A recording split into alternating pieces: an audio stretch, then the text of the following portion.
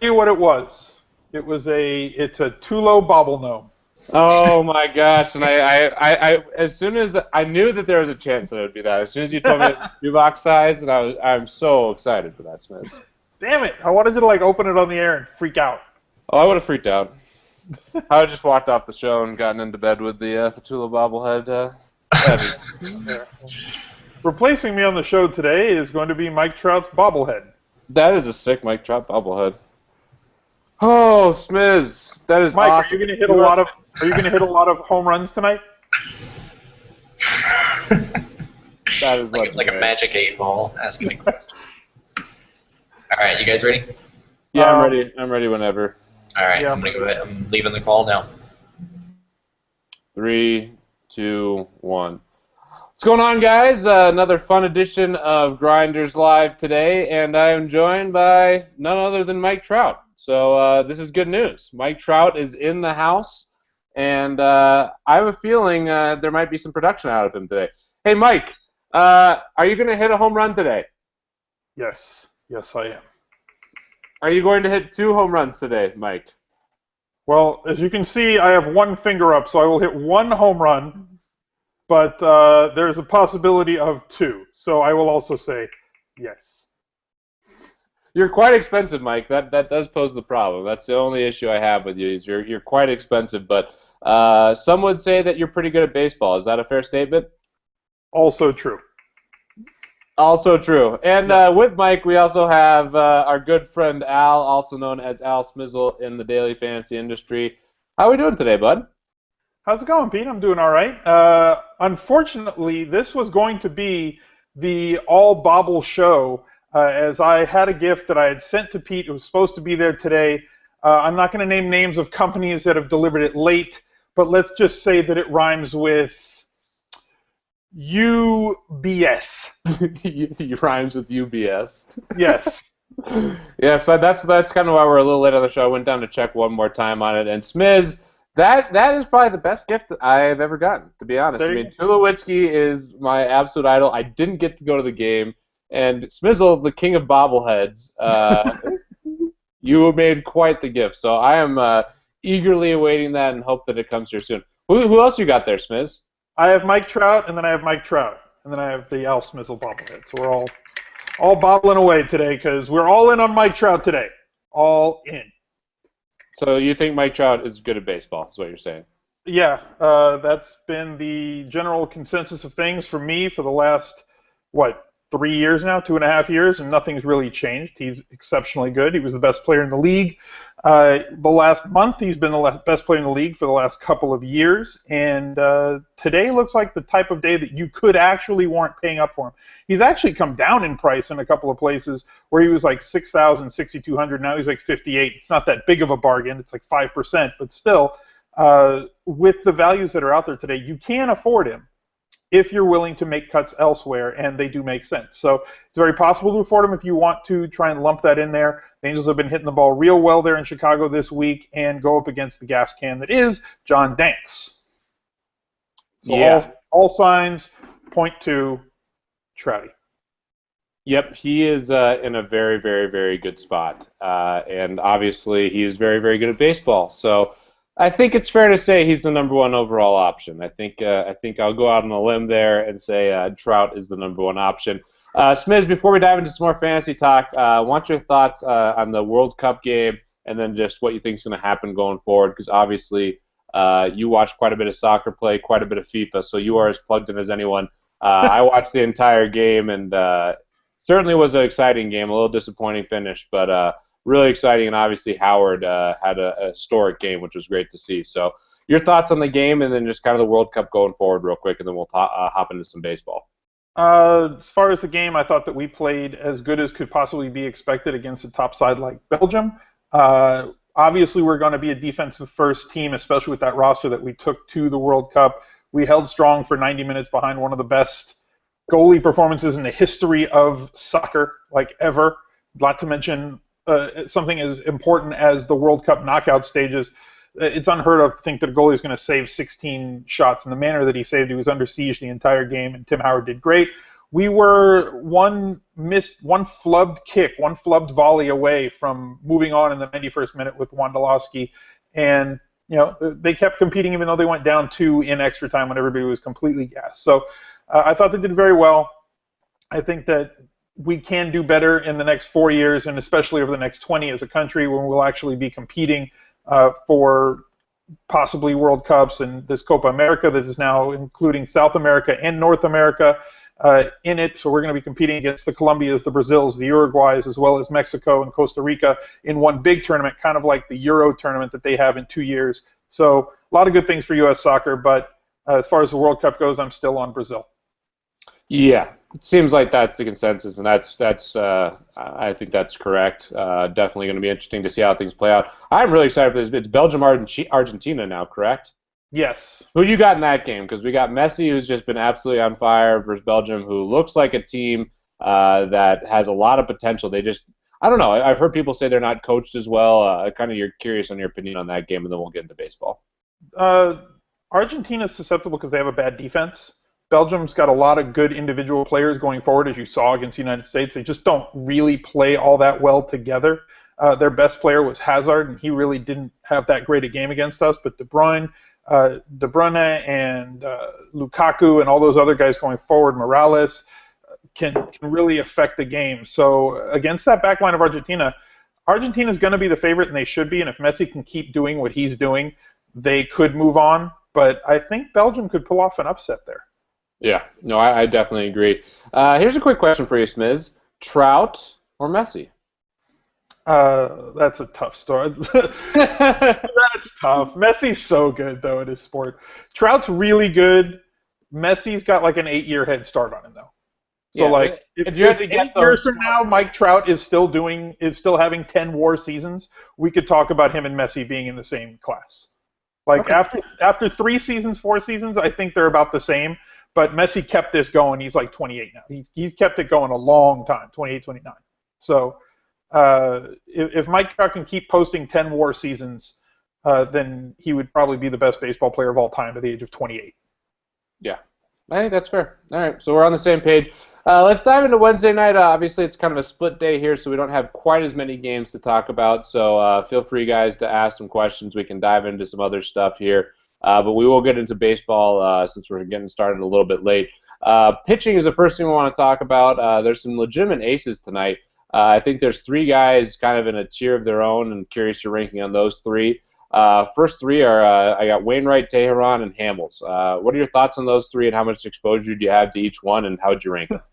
Sounds about right. That's all the exposure I have. Is there any reason to go below those 3 in pitching tonight? I mean, I haven't really done too much of anyone. Right? I mean, look, I've seen, okay, well, maybe Workman, or, I could take a shot on DeGrom against the Atlanta Braves because they strike out. The Mets have been hitting well recently or whatever. Are you really going to mess around with anybody other than those 3 in your cash games? Like, at all? I mean, I think if you're playing Draft Street, I think that there's... Yeah, that's a different story. That's a different story, but... I think that for DraftKings and FanDuel, I think it's pretty straightforward to use those guys. Yeah. I think that they're clearly in elite spots. Curious your thoughts on them individually. Do you have Wainwright number 1, or do you have Teheran? How do you rank those 3? Depends on the site. Pepsi and I talked about this last week on the radio. Forget the site real quick. Forget the site real. Just because I know we can start talking about each site. There's different prices for them and stuff. But just outside of price, how would you kind of rank those pitchers? I think that's the right order: Wainwright, Teheran, and Hamels. However, on FanDuel, not even price considered, but FanDuel, where the win is way more important, Vogelsong has pitched well at home, and St. Louis has not hit the ball very well at all over the last 2 weeks, month, season. So this may be a toss-up game where Wainwright puts up really good numbers for 7 or 8 innings and doesn't leave with a lead. Maybe he gives up 1 or 2 runs and they only score 1 or 2 runs, and he leaves with a tie or behind, and he doesn't get you that all-important 4 points on FanDuel for the win. But on DraftKings, all I care about is performance. So if I think that Wainwright's going to go 8 innings, give me 8 Ks, and give up 2 or less earned runs, then I think he's a great play on DraftKings, and I don't care about the win. So to me, it's a win-dependent thing for a site like FanDuel versus or Draft Day, which gives you a large amount of points for the win and subtracts points for the loss, as opposed to DraftKings or Draft Street, where I just want to do with a guy that's going to get me 7+ with a K per inning. Yeah, no, totally. I'm on the same page as you pertaining to all that. Obviously, the win matters a lot more on FanDuel relative to the overall score. It's really not meaningless, but it definitely doesn't have nearly the effect. It's not something that you need to consider nearly as much on DraftKings. So I'm on the same page. I have a lot of exposure to Tehran on FanDuel, and then on DraftKings, it gets interesting because I think they're priced pretty well, and I think that there's merit to kind of do it using any combination of those three guys for your cash games. And obviously, I think that all three of these guys are in good spots overall. Who do you think has the highest ceiling out of these three? That's tough. I think they all have access to about the same ceiling. Even with AT&T being a very pitcher-friendly park, it is going to play a little bit smaller tonight with the wind blowing out to dead center. So there is a helping wind there in San Francisco, which kind of makes the park play a little smaller, even though it does mute home runs, even with the wind blowing out. Tehran against the Mets have been terrible, but recently they haven't been so terrible. I think that, and obviously Miami at home does hit better, but Hamels has just been an absolute rock at the top of that rotation for the Phillies. They have just been bad, but he's been great, and I think that all three of them have access to a complete game tonight. I think all three of them have access to a 9 to 11 strikeout performance tonight. I think that they all have access to the same ceiling. So to me, it comes down to pick the ones that you feel most comfortable with based on whatever it is that you're using. Your horoscope, if you got crystals, if you're using the Roto-Grinders tools, if you like the Vegas lines, pick whatever makes you feel comfortable about those two guys on DraftKings and roll with them, because I think that they're solid. I mean, if you want to get a little bit of a bigger bat, then go with Hamels and Tehran. If you feel comfortable with the value bats, roll out Wainwright and whichever other one of those two that you like. I mean, personally, I like the savings, and I'm going to go with Hamels and Tehran on DraftKings, but I can't fault somebody for using Wainwright there either. Yeah, it sounds like we're totally on the same page. If you had to go outside of those three, which it doesn't sound like you or I are going to do much of, obviously on DraftStreet I think you have to. Pretty much impossible to play three of those pitchers and get a roster together that doesn't have just absolute garbage hitting. But I assume that you were going to go lower on the site like DraftKings. Who would be your favorite pick? Not saying that you're on them or that you think it's a great choice, but who would be your favorite of the guys outside of those top three? Well, for GPP, and this is what we're talking about now, I would look to guys like Ryan Vogelsong, again, pitching there at home. His home road splits have been, pretty significant. I mean, a 3.13 ERA at home, over 9 starts, and a 5.20 ERA on the road. He pitches way better at home. Something about maybe he goes to Fisherman's Wharf and gets a nice bowl of chowder before every game. I don't know what it is about being at home and what his routine is and sticking to that, as well as obviously the park effect. But he's a better pitcher there, and he's only 7,600, which will allow you to get some variation on the bats. And Brandon Workman has not been pitching terribly recently. I mean, he had that one bump in the road last game where he gave up 4 and 7, but before that, 2 earned, no earned, 3 earned, 2 earned, and heavy favorite tonight against the Cubs, who just don't really hit the ball well against people. So yeah, they don't seem to be good at doing that thing, putting the bat in the ball, making it go forward. Yeah, they don't do that well. They're not good at that. No. They're better than the Padres, though. Yeah, but the Padres are about to sweep the Reds, aren't they? Yeah. It's still 3-0 Padres. Look at that. If you're the Reds, how terrible do you feel right now? The Padres have the most anemic offense. I mean, who's worse, the Astros last year? I mean, obviously they struck out more, I guess, a little bit. You think the Astros last year is way worse? The Astros last year is worse. But the Padres this year are bad in their own right. They just, I mean, the Astros were just, and the Marlins were just, it was fantasy gold every single day. It was like, well, who's pitching against the Marlins and the Astros? Click, click. That was it. And it's getting to that point with the Padres, but it's still not the same. They're still dangerous. We see this week against the Reds. Yeah, last year with the Astros, because they were just fantasy goodness for an opposing pitcher just because they struck out at such a ridiculous clip. They still strike out a lot, but last year was historic. But that's a conversation for another day about the Astros. I think they're on the right direction now. Obviously, you can't do the same thing that you did last year. They have too much talent in that lineup. Obviously, you can still take pitchers against them, but you can't just auto-play every pitcher against them like you could last year. Let's move to the bats now, Smiz. I think on a short slate tonight, pretty much there's only a couple options at most positions. We'll start here at catcher. I don't love too many catchers. Who would you say is your number one guy? Catcher sucks today. Yeah, it really blows. It just is. Yeah, it's not as bad as shortstop, which is the worst. Yeah, no But- Tulowitzki. Just how can you even pick someone? I know, it's just take the day off, right? Yeah, I almost didn't play. Almost. You were Almost. real close. Real close. This is going to shock you. So you're sitting down. I'm ready. I got my Okay. water in hand, so I'm sitting down calm. Russell Martin is my number one catcher of the day. Strong. Right? Russell Martin. Yeah. Oh, Russell man. Martin. That's how bad it is today. But It Russell really Martin is. does play like the number one catcher to me. Chris Iannetta looks like he's in a good spot against John Danks. You're going to hear a lot of Angels from me today, so prepare yourself. Considering that I'm not usually like a homer like that, You're not a homer like me. You're I not don't just like pitch the Angels every day. So for me to be all in on a team, it's usually I'm pretty much all in on that team. However, on DraftKings, I need you to find a way for me not to play Caleb Joseph, and don't say he's hitting in the 9-hole. Yeah. It's still 2K. It's like Mooney Kawasaki last year. Remember that for like 2 weeks? He was 2K. You just plug him in every single day and just fit anybody else you want. To me, that's Caleb Joseph right now. Yeah, and that's why, I think he's a viable option. I hate that he's batting ninth, but in an American League lineup, it's not nearly as bad, and he has some power, as he showed last night. Yeah, I wasted that last night. That was terrible. I had a 1% Caleb Joseph on the FanDuel DFBC, but I also the only one. I was the only one that was on him. It was 100 people, and I was the one guy that had him. He posts like 9.5 FanDuel points, and then at first base, Chris Davis. Oh, yeah. I had Chris Davis everywhere yesterday. Good job, Chris. Thank you. He's going to hit like 5 home runs tonight, and I will have some exposure to him tonight. But last night, just any production would have been amazing, but no, he did not. He did not do well yesterday.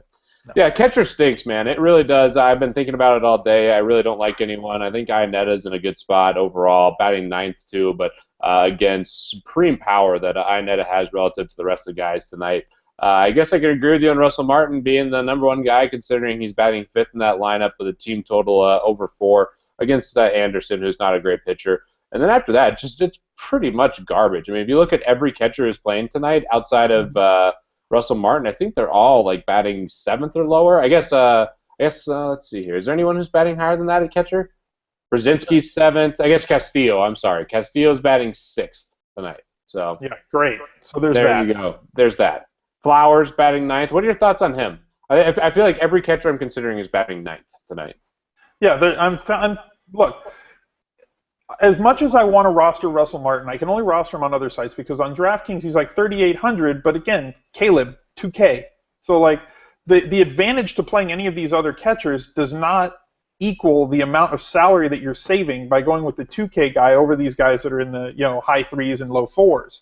To me, now maybe I'm doing it wrong, but that's allowing me to punt that position pretty sensibly, as well as pay for these pitchers that are good. And look, that Baltimore game, I think that the rain might hold off, and they're going to get this game in, and they're scoring runs in absolute bunches. They have one of the highest team totals on the day, and as you mentioned, hitting low in the lineup on an American League team that's going to turn that roster over as many times as they can, get 4 or 5 at-bats for everybody. It's going to be guys on in front of him, and then if and when he gets on base, the guys in the 1, 2, 3, 4 hole can definitely drive him home, and they have been doing just that. So to me, the number one catcher play on DraftKings is Joseph, but my number one overall catcher based on expected performance is Russell Martin.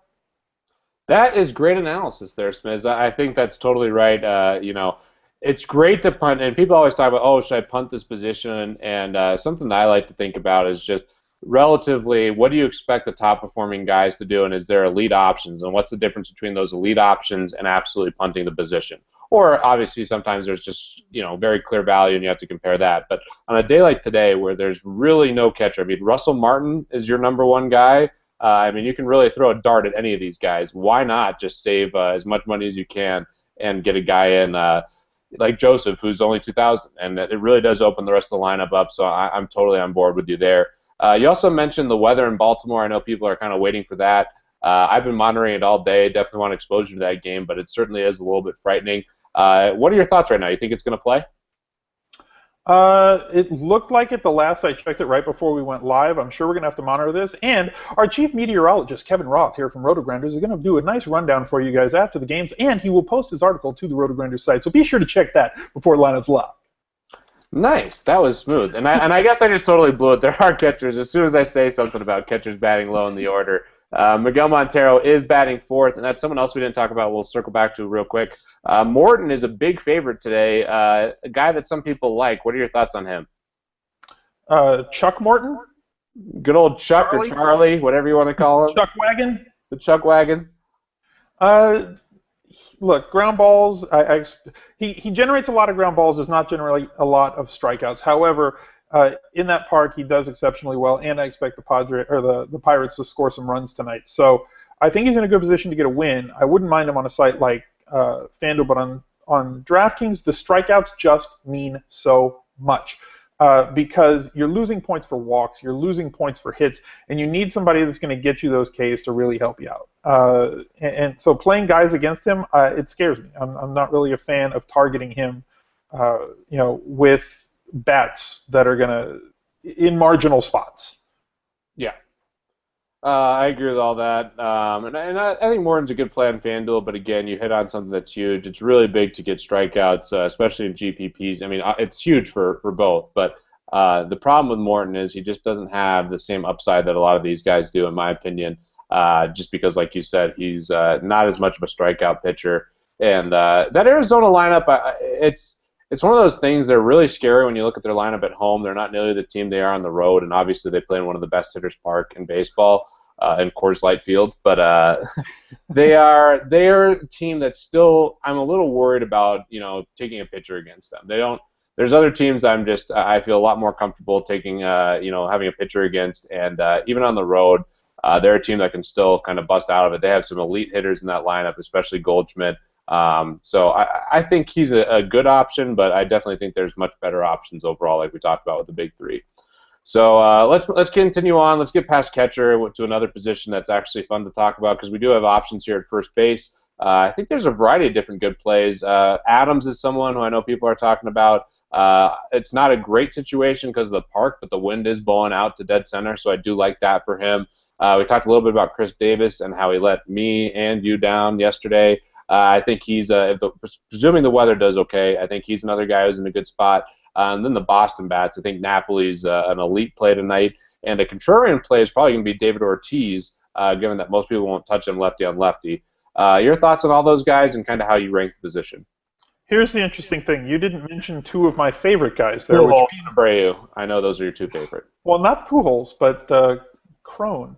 Oh. DJ Crone, I think, is kind of sneaky. He's not expensive. I think you're getting good value for the dollar there at 3,800. Yes, he's hitting lower in the order. However, again, American League, and look at what the Angels have done against Chicago in the last few games. I expect them to look. The last couple games they've had team totals of 5.5, 5, and I think the game before that was 4.5 against the White Sox, and they've bested it every single time. So I'm not expecting anything less today. For a team to have an expected run total of 5, 6, or 7 runs is a big thing to me, and Crone is hitting fantastically, and you don't have to pay $5K on DraftKings to get it if you're paying under $4K, so you get a little bit of savings there with the same type of pop. Lots of doubles, get you some home runs, and with the guys that are batting in front of him in that lineup, you're talking about Ibar and Kendrick hitting in front of him. He should have guys on base, considering how much love I'm seeing Kendrick and Ibar get around the industry today. If they're going to be on base, Crone's going to be in a position to drive in runs. So to me, he looks like a very nice value there. Abreu, Mr. 5%, never owned more than 5%, has about 48 home runs at the midway point of the season. So why is he not rostered more? Why am I always the only guy? He's going to be rostered tonight. He's going to be rostered tonight on a limited slate. He's like a secret in baseball. I don't know what it is, why he's not getting. He should be one of the most talked about players in all of baseball, and he just doesn't get the cred. It trickles down into the daily fantasy community. And I don't know how he's not more owned, considering all of us should be, looking at stats. He's kind of good. I don't understand, why. Why would we ever look at things like statistics to, be predictive and make our lineups out of those things? That's just silly. That just seems right. And people forget, too. I mean, if you look at his overall stats, 26 homers, 67 RBIs, that's astounding for a guy at this point in the season. And people forget, he missed part of the season. He was injured. Yeah, he was on the DL. He should have 35 home runs right now. He is halfway through his rookie season. Wait until he figures out how to play this game. Yeah. He's still learning. He doesn't really know what's going on yet. This is him struggling. This is it. This is him struggling right here. He's trying to adjust, new culture, new city, different pitchers. Oh, it's so hard for him to only hit 52 home runs this year. Yeah. He is kind of good at baseball, and yet it is weird how that happens in daily fantasy, right? Like, how are we not on this guy? Like, how are people not playing him? I said it every day. Look, I'm on a national radio show now. I've said it every show that I've been on that show, and he has been like 3% every single day. So people are like, oh, yeah, you're going to move the number. I don't move the number. Nobody listens to me. Well, I'm sure it's going to move tonight. I bet he's heavily owned tonight. And I talked about how there's kind of limited options at each position. I'll tell you where it's probably going to be won and lost today. It's going to be first base and outfield. There's a lot of good options at first base. There's always a lot of good options in the outfield. But first base, there's really a lot of good plays, and all these guys have home run potential. So if you're trying to win a tournament, if you're trying to win a Q or whatever it is, first base is critical. Who do you think is going to be the most heavily owned first baseman today? Kind of along that same topic. Most heavily owned, I think it's going to be really spread out. First of all, I think that a heavily owned guy should be a guy like Matt Adams. I think Abreu should be the most heavily owned guy at first. He won't be, but in my opinion, he should be. I want to say Matt Adams because of the price. I want to say Napoli because of the matchup, but I'm just not. I'm not sold. I think it's going to be a position where the highest guy is going to be like 20% owned, maybe 23% today. Yeah, I agree with all that. I think Napoli might end up being heaviest owned, but again, I don't know. People don't like to take him as much. When Ortiz is in a good spot, you see him all over, but when Napoli's in a good spot, his ownership doesn't go quite as high. I've seen a lot of people talking on him. I do think he'll be somewhat popular. I think it should be Abreu by a large margin, but it is what it is with him. I don't know what the deal is. People just don't like to take Jose Abreu just because they don't know who he is, or I honestly don't know. But anyone else you want to talk about at first base? We talked about a variety of different guys there. I don't really think there's a punt option. I think there's so much value and so many guys who are in good spots that are kind of the upper tier guys that you should pay up for it, especially if you're rostering some of these other value bats that we're going to get into. So is there anyone that you would pay a little less for at first base, Miz? I don't know that there's a less. I mean, C.J. Cron and Pierce, to me, are the two less guys. If you want to pay down for a guy in an elite position, again, it's still Chris Davis. Hasn't had a hit, though, in 6 games, and with as many people being burned by him in the last couple of days with the plus matchups that he's had and the Orioles scoring as many runs as they have, I think we're going to get the never again crowd. You know, these guys that are just going to steer clear of him tonight, and it may be the wrong decision. DP47, though, says that Abreu will not hit a home run tonight, and he does move the numbers. So he's probably got the best seats at the White Sox games. I have the best seats at Angels games. DP47, the best seats at White Sox games. So he's seen this kid up close all season long. If he says he's not going to hit a home run, I think you should trust him. So that is classic of DP. He would be like, whenever I go to the game, all the guys suck. Like he's grumpy cat. Him and Bowens are like the grumpiest cats, on the internet in Roto Grinders community. But the weather report is up from Kevin Roth. I just posted to the chat, so you can check your yellows and oranges and greens on there. Oh my! And we will get to second base. So Pete, who do you have at second base tonight? This is the guy who will be the most heavily owned guy in the entire industry tonight, and I think it's Dustin Pedroia. I'm a little worried. Talk to me about this, Miss, because you're someone who follows baseball very closely, watches games, and I've seen it this year already. Thumb and hand injuries tend to zap power, and we've seen it kind of with Ryan Braun and some of these other guys. Pedroia, still very, very good at hitting, but I'm a little worried about that power. Talk to me about the kind of that injury and what your thoughts on him are. Yeah, he's been dealing with things like that for the last 2 years. He's still a gamer. He gets after it really hard and all that sort of thing. And the Red Sox are just not the same hitting team that they were last year or the last 5 years. They've been in this fantastic spot for the last 2-3 nights where we're expecting 5, 6, 7 runs and they score like 1-2. So I'm just not pleased with the way that they're putting things out there. So to me, I think a natural pivot is Howie Kendrick hitting in the 5 spot tonight for the Angels against John Danks. Yeah, the Angels. They grade out very similarly in my model. I think that they're both, they just look like the same type of play. And if you're telling me that Pedroia is going to be higher owned, then I absolutely love Kendrick being lower owned in the same spot without any injuries and against a terrible pitcher. Yeah. And again, I mean, Pedroia is still playing. He's playing through all this stuff. But just to kind of give you guys a gauge, I think it happened at the end of the 2012 season or something like that, where his thumb just gave him issues. He had surgery, I believe, over this offseason. But this is a guy who used to be a 15 to 20 home run guy. I mean, 17, 15, 12, 21, 15. Last year only hit 9 after the injury, and this year he only has 4 home runs so far. So I think we can really kind of consider that, long term for him. Still a guy who's going to hit a bunch of doubles, so I still think he's an elite play. In terms of most upside, I do think it's Kendrick. He has probably the most power at the position tonight. Really do like him. I like all the Angels just like you do. I think a lot of people are going to be on the Angels. So those are the second basemen that I'm highest on. Heard some people talk about Chase Utley and some other guys. What are your thoughts on Chase Utley and then potentially some of these other players?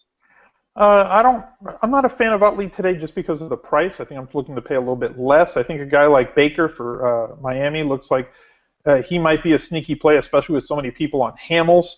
You don't get a great lineup slot, but you do get a very good price on him. And speaking of a good lineup spot, Neil Walker for the Pirates. I believe he's in the cleanup spot tonight. Also, not a bad price on him. He's not expensive pretty much anywhere in a lineup that I think is going to do some good things in front and behind him. So he should have opportunities to drive in runs, or if he gets on base, he has an opportunity to score with the guy sitting behind him. So I am a fan of Neil Walker as well. Yeah, I love Neil Walker, especially over there on their sponsor DraftKings. At 3,700, he's just a really good play in my opinion. Kendrick at 42, another guy who I obviously really like, but I think for the price at 3,700, he's in an elite spot. I think that's pretty much it for second base. I don't really. I mean, there's those guys, and it is what it is. You have basically those 3 guys, in my opinion. Well, it's not like a 15-game slate either, so it's not like we can just. Yeah, it's like there's half the amount of plays. So like if we try and narrow it down on a normal day to like 10 or 12 plays on a 15-game slate, tonight we're talking about what, 7 games. So we just don't have that many plays at each position. So you're going to see a lot more overlap on a night like this, especially with the bad pitchers that are going up against certain offenses. Yeah, we're on the same page. Shortstop, Smiz, I'll let you take this one since there's no Tulowitzki. I really have nothing to say, and the position sucks tonight. So talk to me about shortstop. I guess Bogarts is the only guy I'll throw out there. I don't know if I want to deal with him. He's doing great lately. Look at his stats. Look at his game log. He's on fire. He's just killing it. He's killing me. Anytime I roster him is what's going on. This is a bad position today. There's just nobody. I mean, the way I go about my business every day and doing my research, I try and come up with a number that I think a player is likely to perform above the average. And a really good play is like 20 plus. An elite play is 30% above the average. Rarely see anybody that's 40%. The best shortstops today are like 6. Yeah. Like 6% chance to perform above the average based on the matchups today. It is just a crap position today, and there's really no other way to explain it. The question is, when you see a day like that, do you just hone in on a guy that you just tend to like? Maybe we all have guys that we tend to, they're like nice warm blankets. We just kind of roster them anytime we're like, oh look, he's there. I'll just roster him. Or do you pick a guy on an offense that you like, even though he may not be one of your favorite players, it doesn't grade out as well? Or do you just punt the position and say, I'm going to fill this in last with whoever's starting and is the cheapest that fits all the other bats that I like? So it's a strategy point, and which way do you fill positions like that on a day like this? Because it's rare that you just don't see anybody that's in a plus matchup. Yeah, I like to think about it a couple different ways. Obviously, we kind of talked about with Joseph punting it. I think that's if you really don't feel like there's a good option and there's reason to spend elsewhere, if you need the cash, I think taking the cheapest guy at a position, especially like shortstop, has a lot of merit.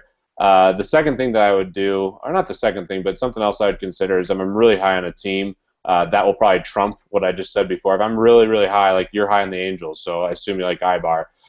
If you're really high on the Angels, just taking the guy regardless, even if you're not a big fan of that player, doesn't have the best matchup, just putting him on the best team that you think is going to score the most runs is always a good strategy, just because you're going to get more at-bats. And even if they don't have a plus matchup against the starting pitcher, assuming you like that team, they'll probably see the bullpen. So that's kind of the 2 ways I like to look at it. I never like to build a lineup and then just fit someone in. I normally like to have at least some sort of strategy, I guess I would say. So you're a control freak.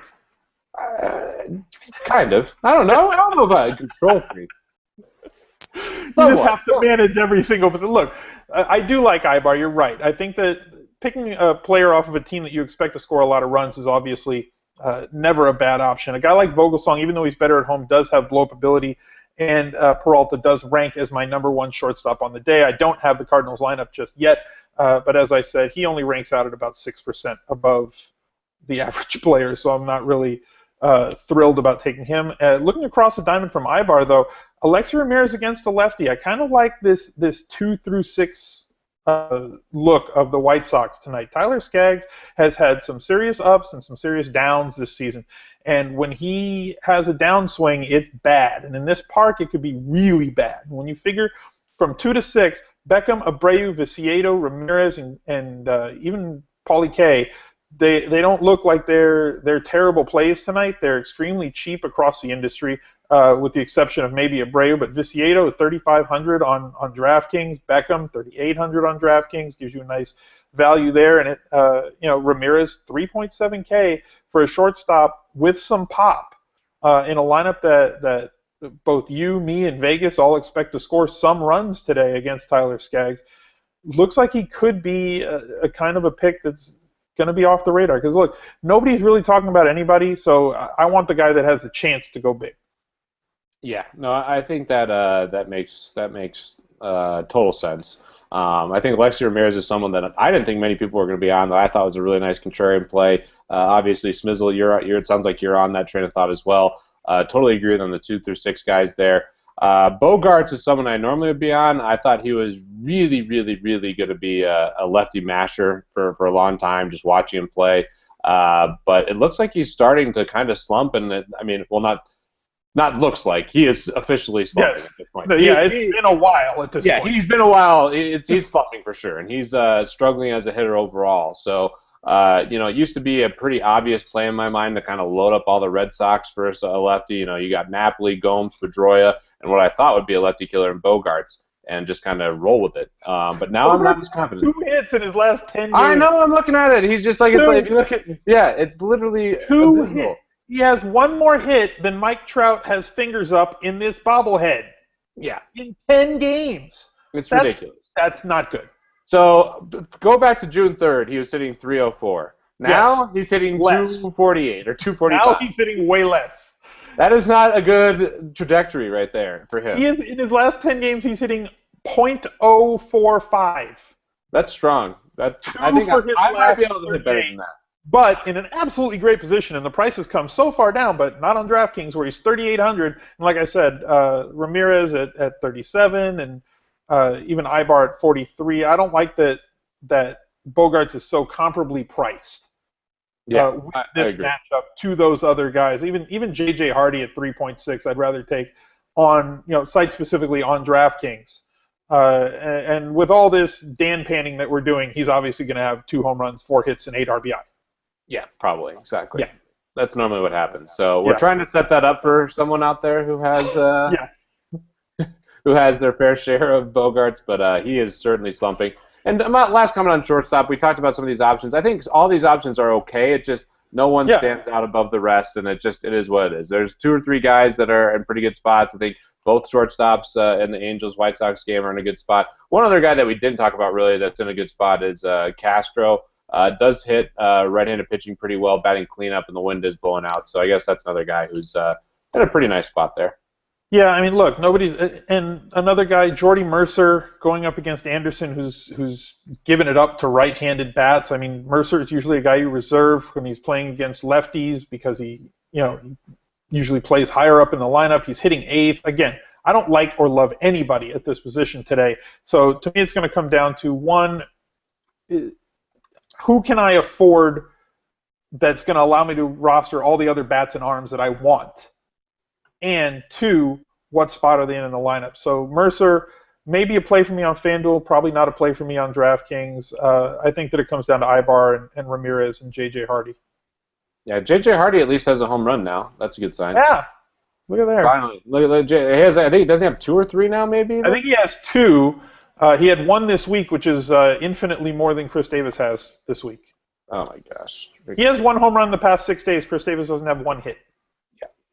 Neat. Good job, Chris Davis. Thanks, Last buddy. night, -1. Nice work. 33. Last night just seemed so perfect for him. Just so perfect. And then he just goes 0 for 4 like he has been going. Third base Fizz, we got a couple different options. First guy I'm going to talk about is a nice value play, who I assume you like as well, other than the lineup positions, David Freese. Traditionally has hit lefties really, really well. That Angels lineup really is stacked top to bottom when you consider they're facing a lefty. I like him a lot as a value play. There's certainly some other more expensive plays that I think are in better spots. I think Beltre is probably the #1 overall option. What are your thoughts on Freese, and then kind of talk to me about Beltre and the other top guys? I mean, I would be disappointed that Freese was hitting in the 8-hole, except for the fact that he sucked completely this year, so I don't mind him in that 8-hole. If you're going to play him just based on the fact that he's a punt with power possibility against a left-handed pitcher, then you're just going to do it regardless of position in the lineup. If he gets 2 at-bats against Danks and hits a home run in one of them, then he obviously does more than pay off that salary. It's not optimal. I agree with you that Beltre does appear to be the #1 play at third base. 2 other guys that I like that aren't big power guys, but do tend to contribute with consistent numbers, singles and doubles, Matt Carpenter and Brock Holt. Yep. Holt has been just ridiculous. I wasn't a total believer, to be honest, but he's starting to convince me as a player. I mean, I definitely think he's an elite play. Obviously not the best matchup for him today, but as a player, I'm starting to really get high on him. I think Beltre is clearly #1 overall if you can afford him. And on a lot of sites you can, because there's just so many savings. Anyone else you want to talk about before we move to the outfield and Mike Trout? Not really. I mean, you could roster Valbuena against Workman. You could, I've rostered him a couple times. Haven't picked the right days. It's a rough night at certain positions. It's like there's not great matchups, or if the player does have a matchup like Freese, he's hitting 8th in the lineup, or just dead positions like shortstop. So it's going to be an interesting night to see the variation in lineups this evening, just based on the fact that, like we're saying, there's less plays because it's a shorter game slate, and there's less plus plays as well. So it's going to be interesting to see which routes people take to trying to piece together the puzzle. Yeah, one other comment real quick, because we talked about second base and how it has some nice options today. You can use some of these guys at third base as well. Neil Walker's the guy that first comes to mind. Matt Carpenter, for anyone who's interesting, is second base and third base eligible. And even our boy, Bogarts, if you're feeling great about shortstop, if you are the one guy who is just so bullish on shortstop. You got to get 2 shortstops. You got to get 2 shortstops. You could play Bogarts at third base. So it is what it is at third base there. Let's move to the outfield. I think this position is actually pretty sexy tonight. There's a lot of good guys in good spots. First guy, Mike Trout. I'll let you put up the bobblehead again, Smiz, and talk about how good he is at baseball yet again. Yeah, he's very fast. If you didn't catch that, he can go running right across the screen like it's nobody's business. If there was ever a night to roster Mike Trout, it looks like tonight's the night. He has been hitting roughly 400 for the last month. That's good, right? Yeah, I'd say that's good. Ask Ted Williams. Ask Ted Williams about that. Yeah. Well, I can't. Well, maybe we could reanimate his frozen head, couldn't we? Exactly. We could do so. Wouldn't it? Yeah. Never mind. Speaking of which, real quick, I wanted to. Never mind. Actually, just keep going. Sorry, that's way too long. That's out of bounds. That's totally out of bounds. Out of bounds. All right. Get us back on the train tracks. I just derailed the train. So, Smith, get us back on the train track with Mike Trout talk. How good he is. There's not a lot of fantastic plays tonight. Mike Trout does grade out as my #1 play on the evening, regardless of position. Shocker. Yeah, and it doesn't always happen that way, though. It does not always happen that way. He's up there pretty often there, Smith. Yeah, no, he's up near the top all the time. Like, he's not the #1 every single day, but today he is. And considering that there's not that many plays that grade out, in that middle range of just plus plays, there's just not as many of them. You can't really make up for it. If you can find a way to roster Trout with one of these big pitchers or 2 of these big pitchers on DraftKings, then I would highly recommend it. It's going to be hardest on DraftKings or on Draft Street to do it, but it can be done there. You're just going to have to punt a couple of positions to get there. However, the Angels do provide a nice little punt leading off. Colin Cowgill, very reasonably priced, 3.4K. He's roughly half a Trout.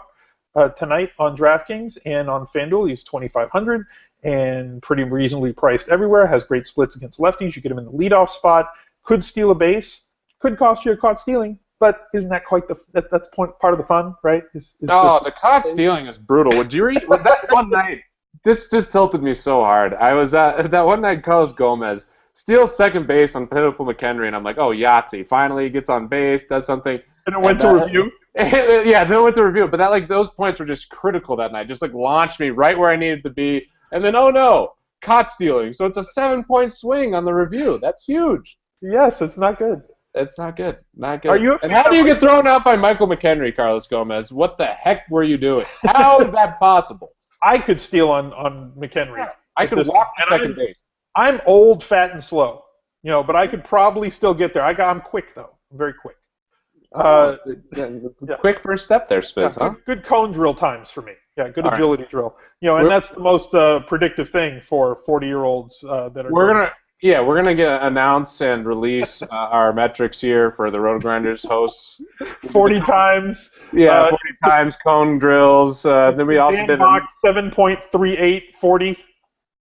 Dan Bach. Dan Bach was a sneaky athlete. I was surprised on the basketball court. He was a sneakier athlete than I thought he would be. But, who would be the slowest Roto Grinders host, do you think? Oh man. Who's the slowest one?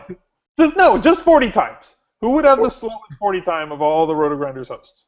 Oh man, I'm just envisioning all these guys running. St. Louis Cardinals. It's the gift that keeps on giving. That just thinking about that. Like you said, you got this. You started stroking your chin. Oh man, that is a great question. We might have to post that. That's interesting. Let's make a forum thread. We'll do a poll, and we'll see who do you guys think of all the Roto Grinders hosts has the slowest 40 time. Pro tip: it ain't me. I'm sneaky fast. Sneaky fast, You said you get that quick first step, but that's everything in the 40. You get up to full fast, right, Smiz? No, see, that's the problem. Is that I make it up once I get started. My first 10 yards were not the best, but 20, 10 to 30, I really picked up a lot of speed. Once I get going, I'm like a freight train going downhill. Once I get moving, I'm just gonna keep going.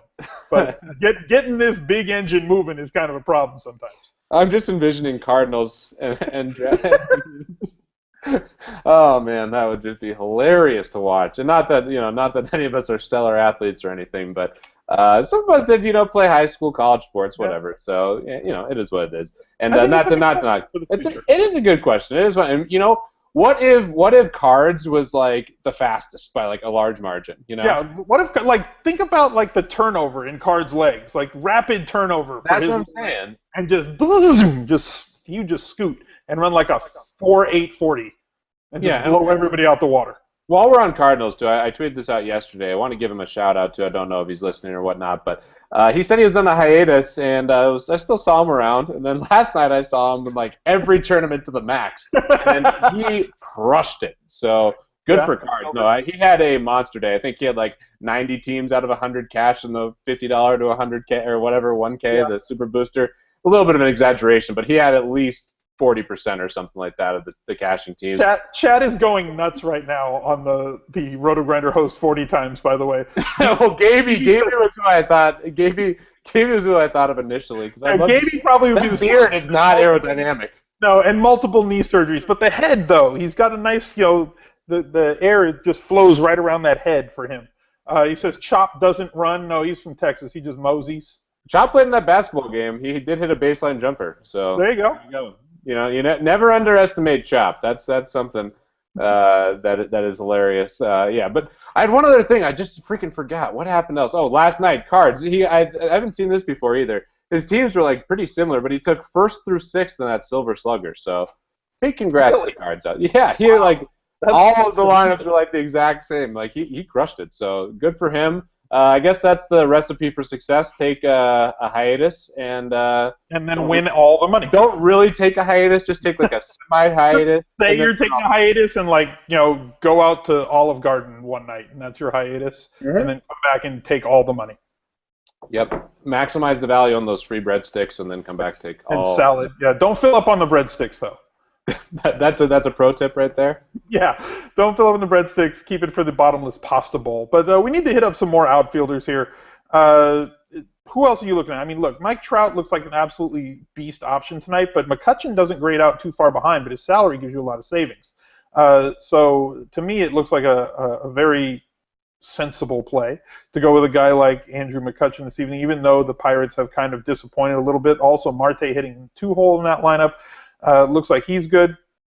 Only late game tonight is San Francisco and St. Louis. So Matt Holliday owners, you guys get to be the ones chasing late in the night. Or I still haven't seen a lineup from them. Are you going to be rostering Oscar the Grouch now that he's back up against Vogeldong? Not in that park. I'll tell you who I'm looking at in the outfield. You name the outfielders for the Angels, all of them good plays. Yes, those guys. Hamilton, Trout, Cowgill. I know people, Hamilton lefty, but if you look at the numbers, it's not that bad. He's the real nice contrarian play because he's got 2 home run ability. If they touch up Danks and get to the bullpen, they're going to see right-handers. If he gets 1 against Danks, he'd get 2 against the second one against the bullpen. Very big contrarian play there in Hamilton. Yep, totally agree. I do like Gomes. I talked about him before. I think he's a really good play, a really cheap option there in the outfield. And then looks like this Rangers-Orioles game will probably get in. I don't know. I've been trying to figure this out still. Assuming it does get in, do like Chu a lot, batting leadoff. Anytime he's versus righty, his prices come down. Rios is dirt cheap, especially over there on Draft Street. Normally like him versus lefties, but his price is too hard to ignore. And then I think Markakis is in a good spot. You can never go wrong with Adam Jones or Nelson Cruz, or you could play Pierce in the outfield, who apparently just who hits home runs every day. Pierce is like a mini Trout for the last month. Like Trout is like number 1 in every category. Pierce is like right behind him on his heels. So like if you want mini Trout, go with him. I didn't know that much about him coming on, but he is looking like a very, very good player. Yeah, I mean, when you watch him swing, the ball definitely has a natural swing, and the ball definitely flies off his bat. So he looks like a guy who's going to stick around, who's going to be a good player for that Orioles team. They really do have a pretty filthy lineup there in Baltimore. So with that, any last recaps, Miz, or any last comments before we get off the air? No, I don't know if Kevin Roth is going to be doing a show, but be sure you stay tuned for that if he is, because he has been absolutely spot on with all of the rain information where if we trust weather.com, and we do, because that's all that we have access to. His information, his models are way better and way more accurate. So we go off of what we see, and we're trying to pass that along to you. But he's got the main line to the storms, and will tell you when and where the games need to be avoided. So be sure that you tune into that. He's got his post posted up in the forums right now if you want to take a quick look. And spoiler alert, it'll tell you what the weather is expected before the show starts in about 10 minutes. Cool. Well, that's great information, and definitely on a day like today, it's certainly valuable. My last comment pertains to Cal, who is in the chat right now. Cal, who is largely responsible for everything here at Roto Grinders, did have a pretty buffoonish, I don't even want to say buffoonish, but just a pretty horrible announcing debut. He announced the entire Roto Grinders basketball game, and of course there's zero audio after the fact. So he literally announced to himself. Sat there and talked for his own benefit. Yes, exactly. What do you think Cal's 40 time is? I think Cal might be, I don't know. I've played like basketball with Cal a little bit and seen him run around and stuff, Depends if he has the beard, Like the beard is the beard's the X factor, That can slow you down. That's the aerodynamics. I think Cal would be all right. I keep mine real thin. See, I keep mine real thin. That's savvy right there, Spiz. That's very savvy. I'll tell you who would be a guy who would definitely crush in that is Notorious. Notorious is he's an athlete in the He doesn't look unathletic. No. He is. He would be my pick to win a 40-yard dash or something like that. He'd be the fastest Roto Grinders. I think so. Guy. We might have to have this. Maybe I know who would throw up. I got the last comment. We'll get off the air. But if Fantasy Nomad ran the 40-yard dash, there's no way he'd even finish because he'd be puking halfway down the road. Yes. How many Mai Tais in would Nomad be at the 40-yard dash? That was actually the most astounding thing in that game, and I guess he wouldn't have because he somehow played an entire basketball game absolutely hammered from the night before. So I don't know how that's possible, but it is what it is. So with that, guys, good luck tonight. Shortened slate. Obviously, kind of some condensed options at each position. Certainly think it's going to be important to hit first base in the outfield right. And I hope to see some Grinders take down some tournaments and the Q tonight over there on FanDuel. Anything else over there for you, Smiz? No, that's it. In Trout we trust. Guys, good luck tonight for Pete and for me. Bye, everybody.